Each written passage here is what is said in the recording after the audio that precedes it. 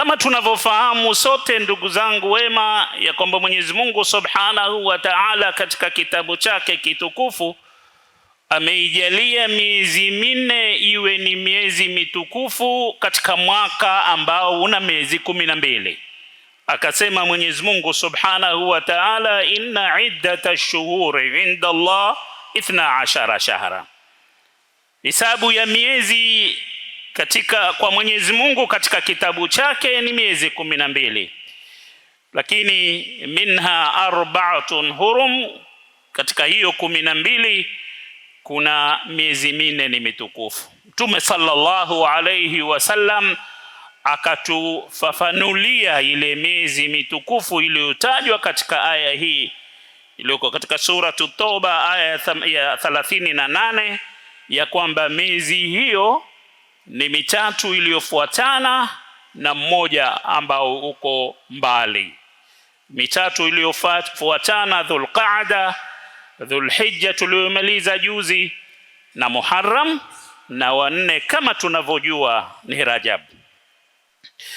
Tuko katika mwezi mtukufu mwingine baada ya kutoka kwenye miezi mitukufu miwili iliyofuatana na huu wa tatu, Dhulqa'da, Dhulhijja na Muharram.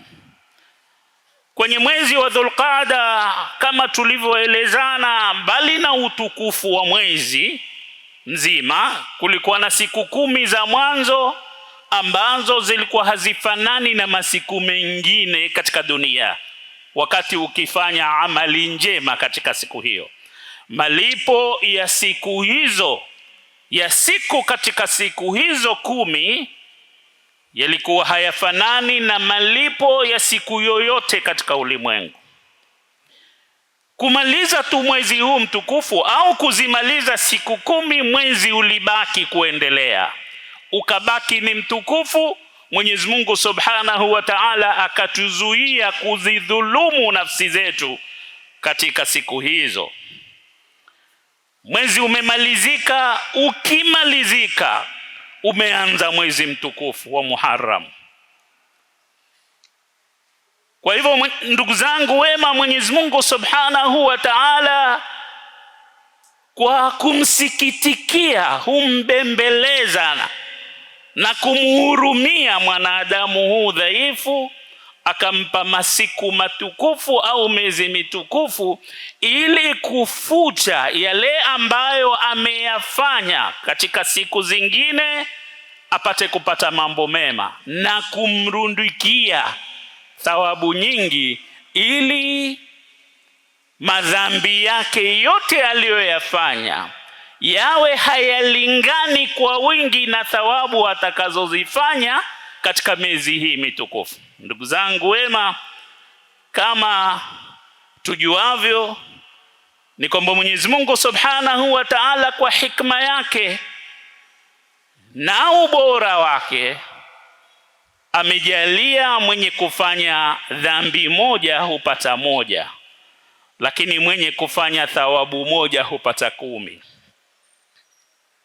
Lakini pia akajalia mwenye kuazimia kufanya lema moja kabla hajalifanya akapata thawabu, na akamuhurumia ambaye amekusudia kufanya ovu akitolifanya asipate madhambi apate thawabu. Mwenyezi Mungu Subhanahu wa Ta'ala kwa kumpenda huyu mwanadamu, mbali na kumletea siku tukufu ambazo thawabu zake ni nyingi, lakini katika siku za kawaida tu ukifanya lema moja hupata 10, na Mwenyezi Mungu ameahidi kumpa mwenye kufanya lema moja mara 700. Yani ukafanya lema moja ukapata thawabu 700. Wallahu yudhaifu liman yasha. Mwenyezi Mungu asema katika hizo 700 pia aweza akakuzidishia. Mathalul ladhina yunfiquna amwalahum fi sabilillahi kamathali habatin ambatat 7 sanabila fi kulli sumbulatin 100 habba wallahu yudhaifu liman yasha.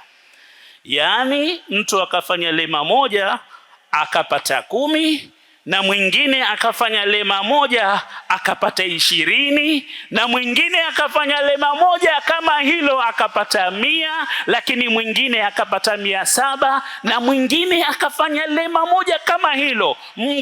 Mwenyezi Mungu Subhanahu wa Ta'ala akamzidishia kwenye 700, ikazidi 700.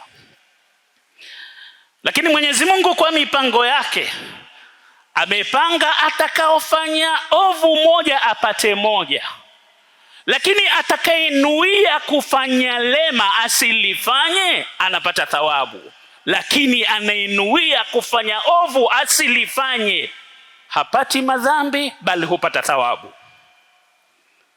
Sasa man yadkhulu an-nar idhan? Kif Muislamu ataingiaje motoni ikiwa hisabu ni hii? Na ndipo Mtume sallallahu alayhi wasallam akasema watu wote wataingia peponi walioniamini illa man aba, illa yule atakayekataa. Masahaba wakamuuliza, wa man ya aba ya Rasulullah, nani atakayekataa? Man ata'ani dakhala aljanna wa man asani faqad aba. Lakini kwenye hisabu hii ndugu zangu wema, na kwamba yaumal qiyama mambo hupimwa kwa mizani, faman thaqulat mawazinuhu fahuwa fi 'ishati radhiya, nani atakayeingia motoni? Illa man aba, yule ambaye atasema mimi sitaki kuingia. Sasa Mwenyezi Mungu Subhanahu wa Ta'ala, mbali na siku za kawaida, amemwekea mwanadamu masiku maalum ya kuvuna, kwamba haya ni masiku ukifanya mema hisabu yako ni nyingine, si kama ile ya kawaida. Kwenye miezi mitukufu hii, kwenye mwezi mtukufu wa Ramadhani, kwenye Lailatul Qadri, kwenye masiku 10 ya mwanzo ya Dhulhijja, kwenye Ashura, siku ambayo ya 10 katika mwezi huu, kwenye mwezi huu uliokamilika. Ndugu zangu wema, Mwenyezi Mungu Subhanahu wa Ta'ala, mbali na kuichagua miezi hii minne kuwa ni miezi mitukufu, lakini ameipa fadhila mingine kushinda mingine, kama ilivyo kaida yake Mwenyezi Mungu Subhanahu wa Ta'ala. Kwa binadamu kuna wenye fadhila kubwa, na katika malaika hivyo, jambo ambalo sote twalifahamu. Kwenye mwezi huu mtukufu wa Muharram kuna ahdath kadha zilizochuka, kuna mambo yalichuka, yalipatikana katika mwezi huu mtukufu wa Muharram. Ndugu zangu wema, ni muhimu sana turudi kwenye sharia yetu ya Kiislamu, kwenye mafundisho ya Kiislamu, jambo ambalo kwa masikitiko tumeliacha mno. Na kama wanavyosema ulamauna ni kwamba miongoni mwa sababu za umma kusambaratika ni kuacha mafundisho ya Kiislamu. Na miongoni mwa kuacha mafundisho hayo ni kutozisoma ahadath, matukio yaliyotokea, ili mwanadamu kujiweka sawa sawa kutokana na matukio hao, au kujifundisha jambo katika matukio hao. Ikiwa lahitaji kuepuka liepukwe, na ikiwa ni zuri lahitaji kushikwa lishikwe. Kwenye mwezi huu tukufu wa Muharram kuna mambo yalitokea. Baada ya Mtume sallallahu alayhi wasallam kutumilizwa akiwa Maka, na mambo wanazuoni wamekusanya ni mengi, hatuwezi kuyaeleza yote. Pengine katika juma lingine mwingine atakayekuja, kibahatika ni mimi au mwingine, naye ataeleza mengine katika yale yaliyotokea. Mtume sallallahu alayhi wasallam alipotumilizwa akiwa na miaka 40 Maka, mwaka aliotumilizwa Mtume sallallahu alayhi wasallam, mwaka wa 7 baada ya kutumilizwa, siku gura akiwa Maka, Makuraish waliamua kuyapiga vita makabila Banu al-Muttalib wa Banu Hashim, kwa kuwa wao ndio wamemzaa Mtume sallallahu alayhi wasallam. Kwa kuwa Banu Hashim na Banu Abdul Muttalib hawawasaidii Makureishi kuizima ndoto ya Mtume sallallahu alayhi wasallam, wako naye juu ya kwamba baadhi yao walikuwa bado hawajasilimu, lakini hawakukubali mwana wao kudhiliwa na Makureishi. Hawakukubali alipoitangaza dini, na walipojaribu kidogo kidogo mtu akalainika, Mtume sallallahu alayhi wasallama akitoa sauti yake, basi wale walikuwa wakimwambia basi tuko nao. Na tarikhi ni wazi kwamba Mtume sallallahu alayhi wasallama hakupata tabu Maka ila baada ya kufa ammi yake Abu Talib na baada ya kufa bibi yake Khadija radhiallahu anha, na hawa walikufa mwaka mmoja. Baada ya hapo Mtume sallallahu alaihi wasallam alipata tabu, na ndio pale akenda Taif akapigwa akarudi, kwa sababu bibi yake Khadija mke wake alikuwa amekufa na Abu Talib amekufa. Turudi kwenye mada. Kwa hivyo inathibitisha kwamba kizazi chake Mtume sallallahu alayhi wasallam hawakumwacha hakikumwacha Mtume sallallahu alayhi wasallam. Katika mwaka wa 7 Makureishi walibadilisha mbinu, wakasema lazima tuwazunguke hawa.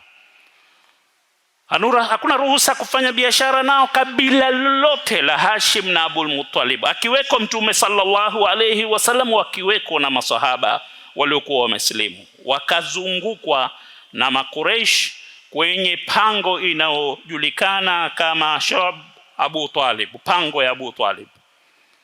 Wakakaa hapo mpaka ikafika hadi walioko ndani kwenye pango hiyo wanakula ngozi za wanyama, hakuna chakula.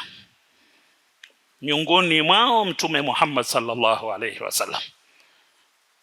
Baadhi ya muarrikhina wasema miaka 3 na baadhi wengine wana tarehe nyingine.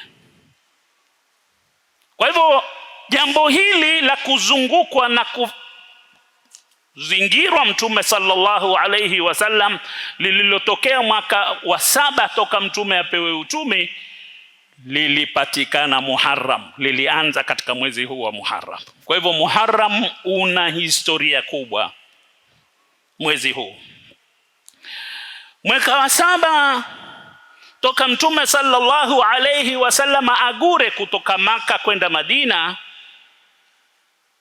kulipatikana vita katika Muharram vinavyoitwa Khaybara, na vita hivyo vilikuwa ni vikali sana kwa sababu Mtume sallallahu alayhi wasallam alipigana na Mayahudi. Lakini katika mwaka huo wa 7 toka Mtume agure Maka kwenda Madina, yani al-Hijri, Mtume sallallahu alayhi wasallam aliwaandikia wafalme wote wa ulimwengu wakati huo barua kuwataka waingie katika Uislamu. Kuna walioipokea kirahisi, lakini kuna walioipokea kiukali. Hata wale waliotumwa kupeleka barua wengine waliuawa. Miongoni mwa watu waliopokea kwa ukali ni mfalme wa Yemen, alikuwa akiitwa Thumama bin Uthal. Alikasirika sana kuitiwa barua na Mtume sallallahu alayhi wasallam kwamba asilimu. Akasema, huyu amezidi, nimewaua watu wake wengi, kisha ajasiri kuniletea mimi barua kwamba nisilimu. Nitamuua huko alipo, nitamfuata huko alipo. Kisa chake Thumama ni maarufu. Baadaye huyu alisilimu aliposhikwa na baadhi ya wanajeshi wa Kiislamu pambizoni za Madina, akiwa yuelekea Maka, na wengine wasema akiwa na azima yake hiyo ya kutaka kumuua Mtume sallallahu alayhi wasallam. Ni kisa kirefu, lakini kwa ufupi, baada ya kushikwa kiongozi huu akapelekwa kwa Mtume sallallahu alayhi, akapelekwa msikitini akafungwa Mtume sallallahu alayhi wasallam kabla ya kumuona, akipewa habari kwamba tumemshika mtu, akasema atadruna man hu, mwamjua huo mliomshika? Sema tumjue. Akasema huo ni Thumama bin Uthal, mfanyieni vizuri. Sallallahu alayka ya Rasulullah, mfanyieni vizuri, huyo ni Thumama bin Uthal. Alipokwenda kumuuliza maswali, Thumama alizidi kibri, kumwambia umeletwa na nini hapa ya Thumama, nipe habari. Kamwambia sina habari ya kukupa. In taktul dha damin wa in ta'fu ala shakirin wa in kunta turidu malan a'tainaka ma yakfika. Mtu amfungwa aulizwa, haya tuambie habari zake, asema mimi sina habari yote. Nakwambia maneno haya, ukiniua taktul dha dami, utakuwa umemuua mtu ambaye amechinja watu wengi. Nina damu mimi, nimechinja, sijali. Wa in ta'fu, ukinisamehe, ta'fu ala shakirin, utakuwa umemsamehe mtu ajua kushukuru sana. Wa in kunta turidu malan, ikiwa wataka pesa tutakupa utakazo. Amjibu Mtume sallallahu alayhi wasallam, ambaye ameamurisha Mtume sallallahu alayhi wasallam kufanyaje? Kuletewa maziwa, akamuliwe ngamia wake kila asubuhi na jioni, apelekewe Thumama. Mtume akaenda zake, akamuuliza siku ya pili akajibu hivyo, siku ya tatu akajibu hivyo. Mtume akawaambia maswahaba, mwacheni.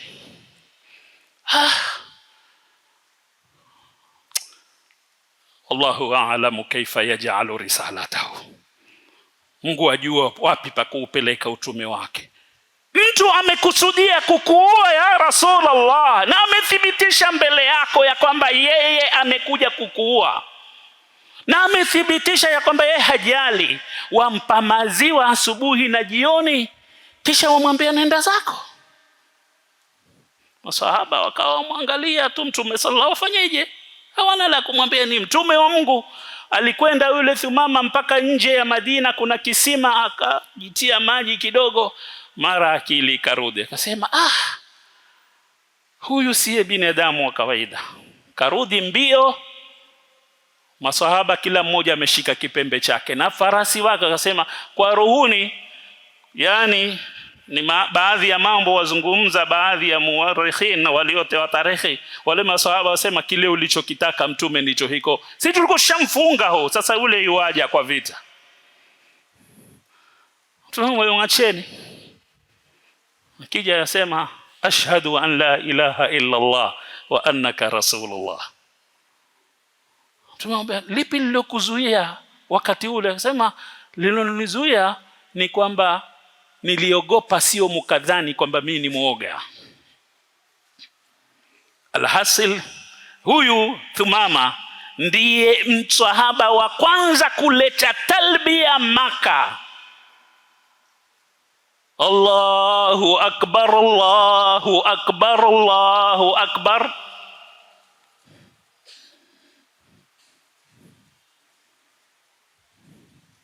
Ndiye mtu wa kwanza. Alhasili ni kisa kirefu. Kwa hivyo mwaka huu wa 7 Mtume alipeleka barua katika diari zote, nchi zote za ulimwengu wakati huo, ili kuambia wasilimu. Ilipatikana katika mwezi wa Muharram. Ndugu zangu wema, lakini jambo kubwa lililopatikana katika mwezi wa Muharram, lililokuwa la mwanzo moja, nimeliweka mwisho, ni kwamba Mtume sallallahu alayhi wasallam alipoingia Madina aliwakuta Mayahudi wafunga. Akawauliza, ni saumu gani hii mnaofunga? Akasema, sisi twafunga kwa sababu Mwenyezi Mungu alimuokoa Musa na Firaun. Najallahu Musa wa qaumahu min Firaun wa ahlaka Allahu Firauna wa qaumahu. Ni siku ambayo Mwenyezi Mungu Subhanahu wa Ta'ala alimuokoa Musa na akamuua Musa, kama kisa kinavyojulikana kwamba Musa aliamrishwa apite kwenye bahari, akapita na jamaa zake, na Firauna akamfuata, Mwenyezi Mungu akamwangamiza siku ya 10 katika mwezi huo wa Muharram. Kwa hivyo Mtume sallallahu alayhi wasallam kwenye tukio hili la Musa alayhi salam kuokolewa na Mwenyezi Mungu na Firauna kuangamizwa, akawakuta Mayahudi wafunga, akasema nahnu ahaqu bi Musa minkum, sisi Musa mbwetu mno kuwashinda nyinyi.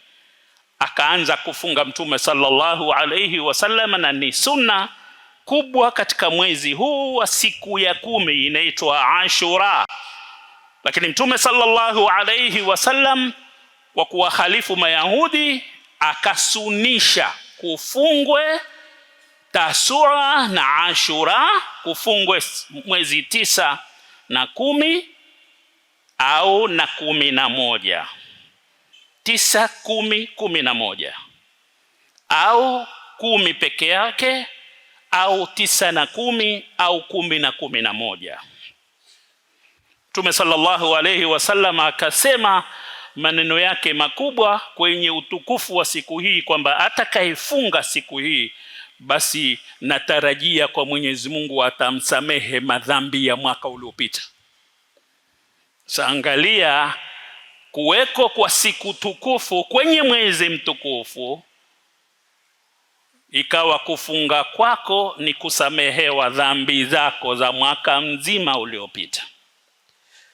Hili ni tukio ambalo lilipatikana wakati wa Musa alayhi salam kwenye mwezi wa Muharram, na siku hii ya Ashura inahesabiwa ndiyo siku hiyo aliyookolewa Musa alayhi salam na jamaa zake, na ndiyo siku aliyoangamizwa Firauna na jeshi lake.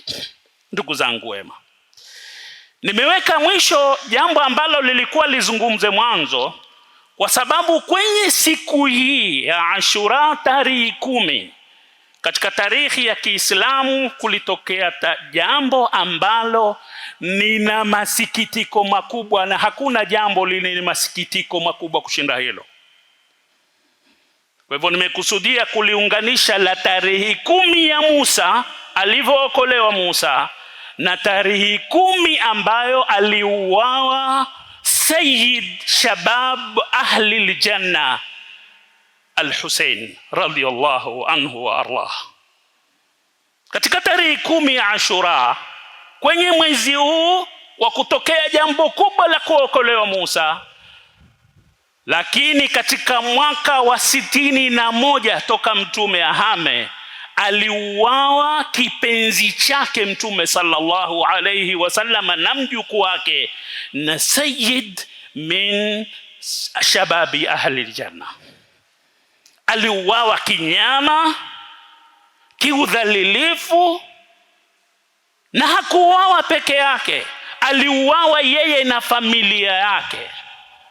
Takriban watu waliokuwa wanasibiana na Mtume sallallahu alayhi wasallam moja kwa moja 27 waliuawa siku hiyo. Watoto wa Ali, ndugu zake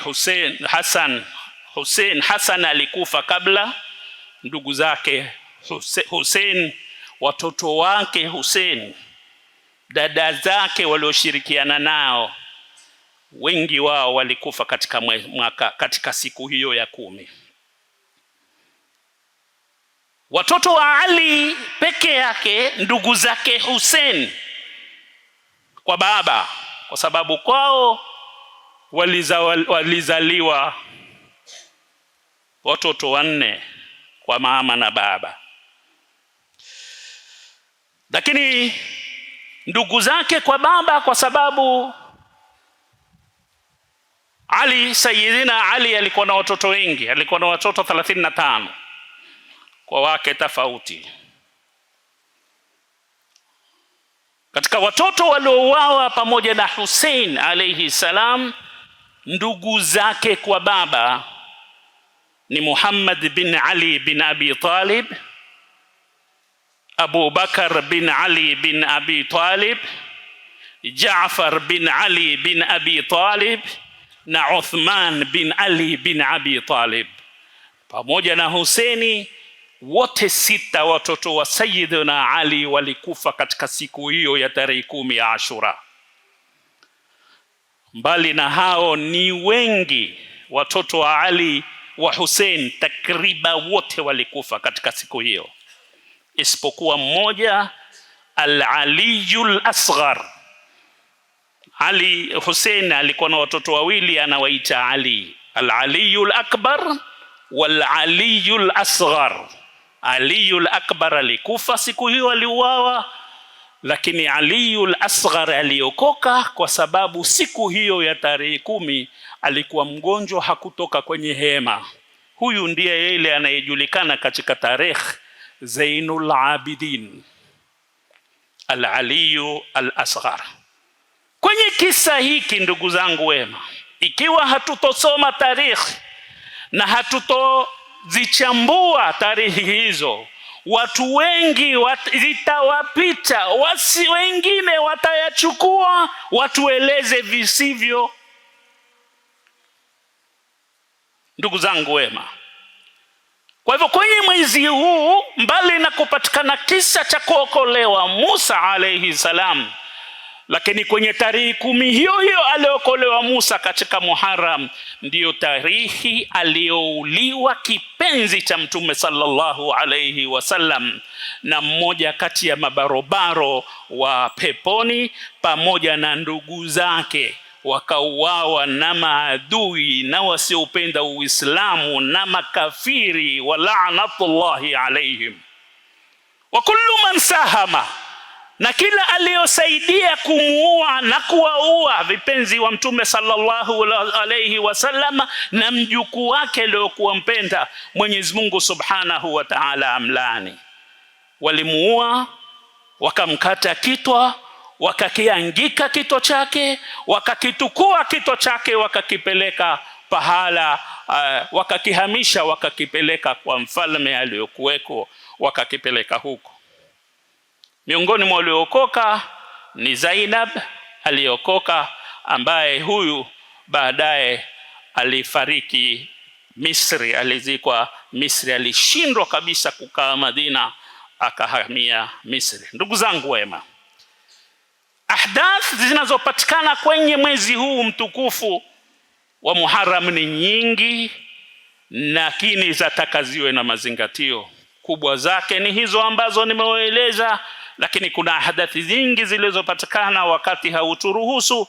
Lakini la mwisho langu ni kwamba mwezi huu wataka kushughulikiwa.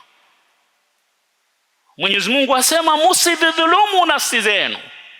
Ina maana kwamba utakapomuasi Mwenyezi Mungu kwenye mwezi huu, basi wewe waidhulumu nafsi yako. Na utakapomwabudu na kumtii Mwenyezi Mungu kwenye mwezi huu, basi wewe utakuwa ni miongoni mwa vipenzi wa Mtume Muhammad sallallahu alayhi wasallam, kwa sababu umemridhisha Mola wako na Mola wake Mtume Muhammad sallallahu alayhi wasallam. Kila mmoja wetu afaa kuangalia ni lipi ambalo atafaa kulifanya katika mwezi huu mtukufu wa Muharram, ili apate thawabu hizi nyingi ambazo hazipatikani katika miezi mingine. Lakini kumbuka, usiwache kufunga Tasua na Ashura na pamoja na siku ya 11, au ikiwa huwezi kuzifunga hizi, lakini siku ya Ashura isikupite. Ima 9 na 10 na 11, au 9 na 10 au 10 na 11.